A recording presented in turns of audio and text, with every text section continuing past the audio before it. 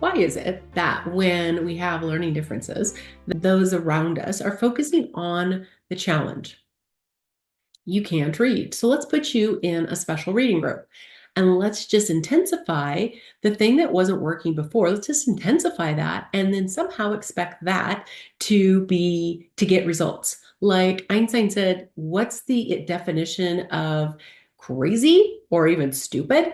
Is to do the same thing over and over again and expect different results. Like, where did that ever make sense? Hi, I'm Janelle. And I'm a learning specialist and I'm dyslexic with an auditory processing disorder. When I was in school, I could not read. And the feeling of overwhelm and totally being crushed, and everything that I did was wrong, a lot of red ink, and people did not understand how to work with me. What they were focused on is that I was not doing this correctly and spelling wasn't happening. And so if I would try harder, then I could do it. So I went to work and I tried really, really hard, and just blood, sweat, and tears. Why are we focusing on the thing that's not happening? Why are we saying, oh my gosh, you can't spell, so let's just make you write it a bunch of times. Let's just have you read it, or let's have you sound it out more. Maybe you need to really focus on the sounds more, breaking it down into pieces. All these things. Guys, we're just focusing on the symptom. That's what's not happening, but we're not focusing on what's happening. What is happening is we have somebody that has a different perspective when learning differences are there. So whether it is reading difference, dyslexia in writing is called dysgraphia, dyslexia in math is called dyscalculia, and there can be dyspraxia thrown in there. What we're really looking at is a perceptual talent, but the system is squeezing that out of people. And there's programs out there and you think, oh, but I'm making progress. Good for you. If that's working for you and you're happy, I'm happy.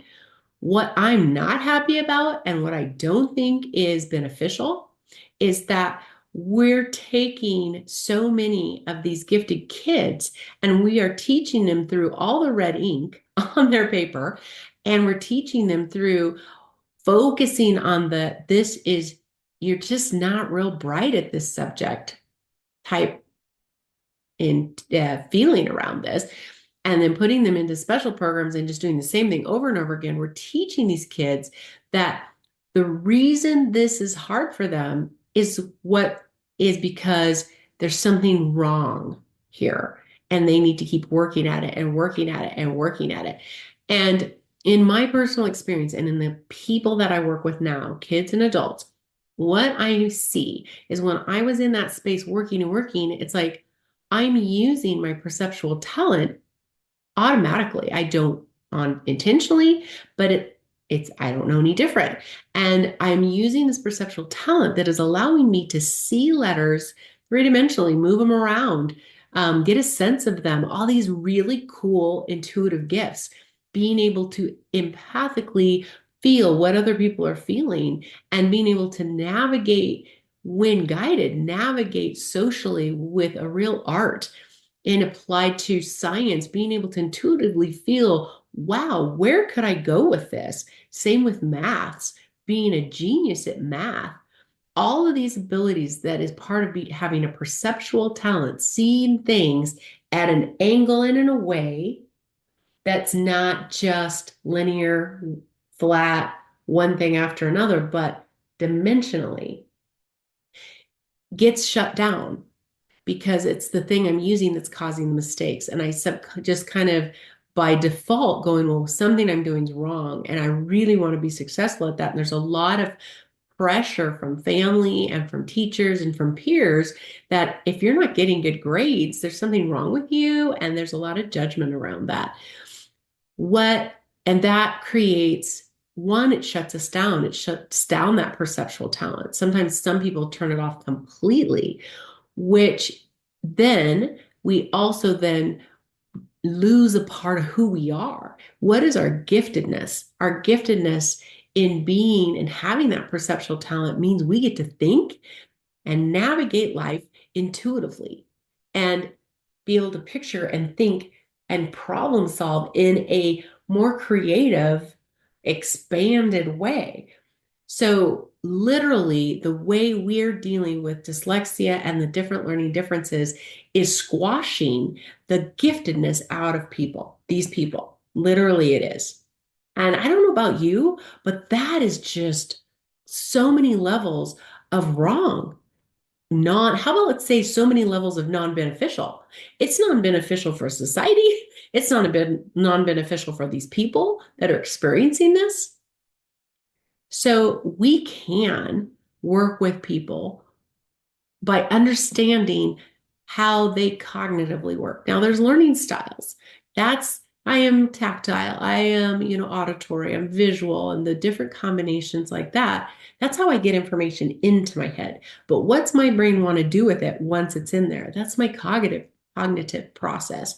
We can find that about kids so easily. So why aren't we? There's the question. Why aren't we doing that? Isn't that crazy? We can, with simple assessment, we can see that kids are processing their cognitive process is this or their cognitive process is that. Then we can just shift, and it's not a huge change, but we can shift how we talk to that kiddo and how we present information. So a lot of the pushback I've gotten, and honestly, it's not even from teachers, it's from administration. Go figure. Aren't you about helping your kids?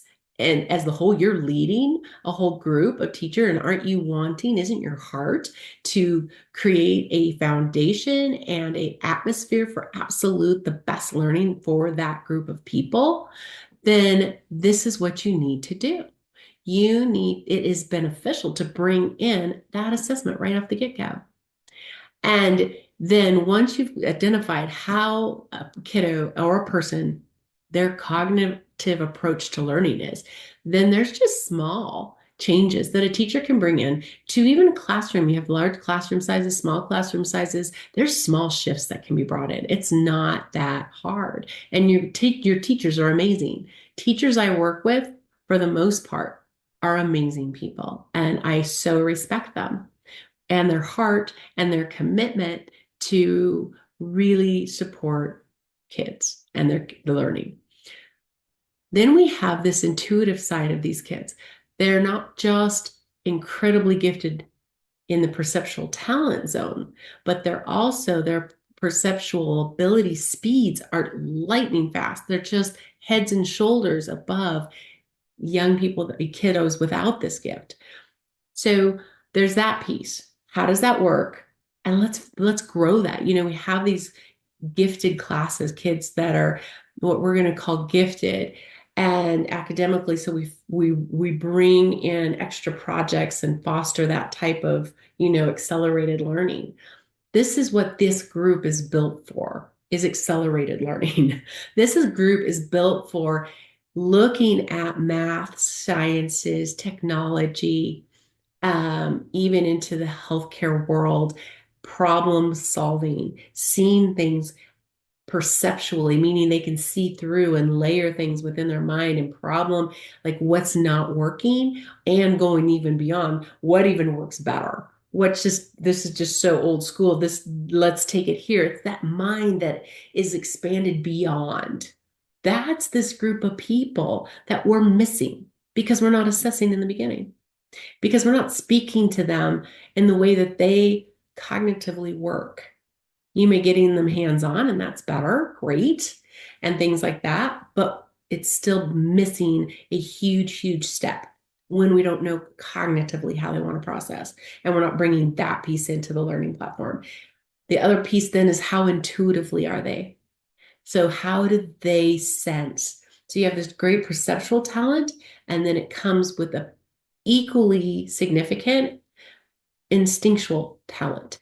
They just instinctually know things like, how do I go? Where do I go with this? Like they tend to be the sages amongst us. They're just full of knowledge and understanding. Think, wow, where did that come from? I'm speaking to an old soul. I hear that a lot when I'm working with kiddos that come to me. Their parents are like, okay, I can tell they're geniuses. I can tell there's brilliance in this child because when I'm speaking with them, they're like speaking to an old soul.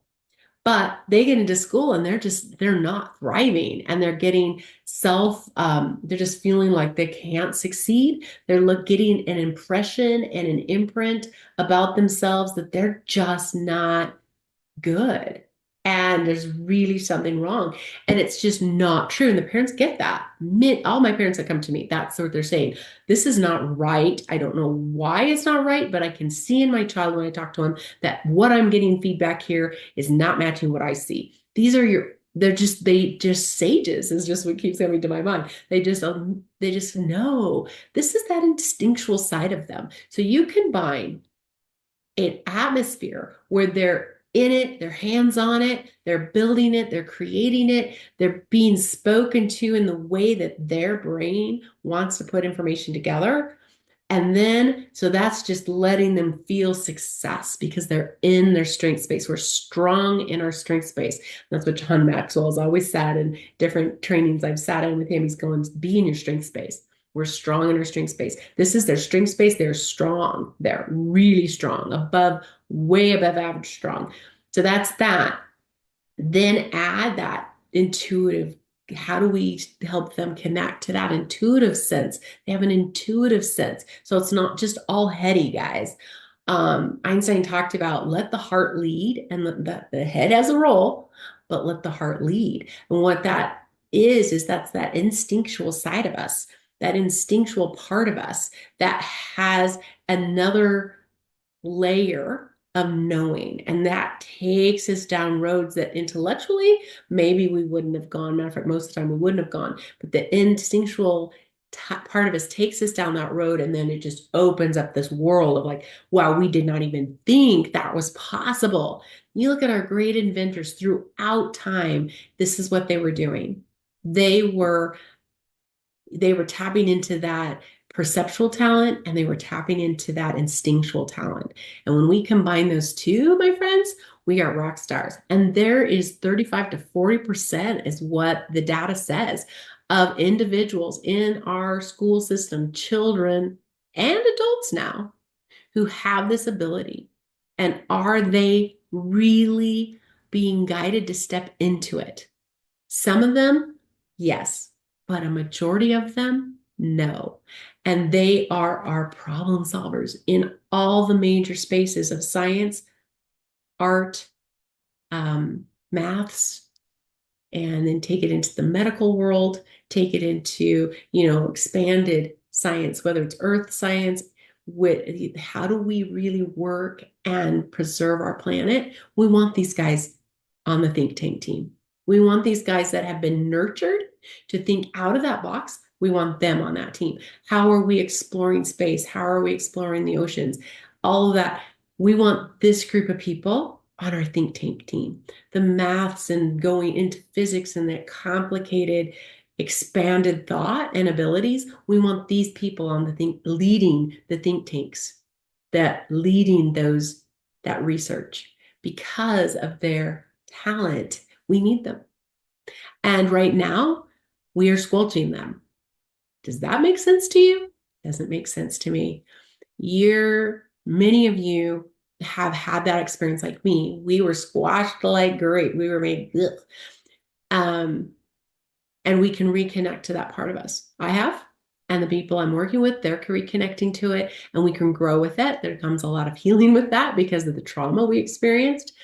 We then now, though, have the opportunity where we can come behind young people and we can just do these simple things. It's not hard. That's what's crazy about it. It's not hard. So if you're watching your child and you're like, oh my gosh, they're one of these visually gifted, visual spatial conceptualization geniuses, and they're struggling in school, I can talk to you and show you how we can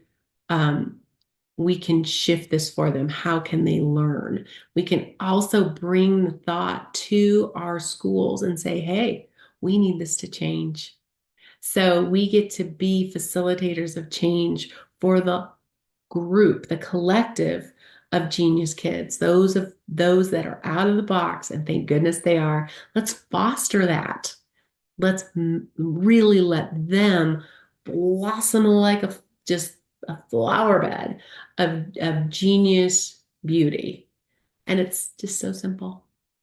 So, hey, my name is Janell, and I'm a learning specialist and an intuitive coach. Reach out to me at janellray@janellray.com, and let's have a conversation. I look forward to talking with you again. It's Janell at janellray.com.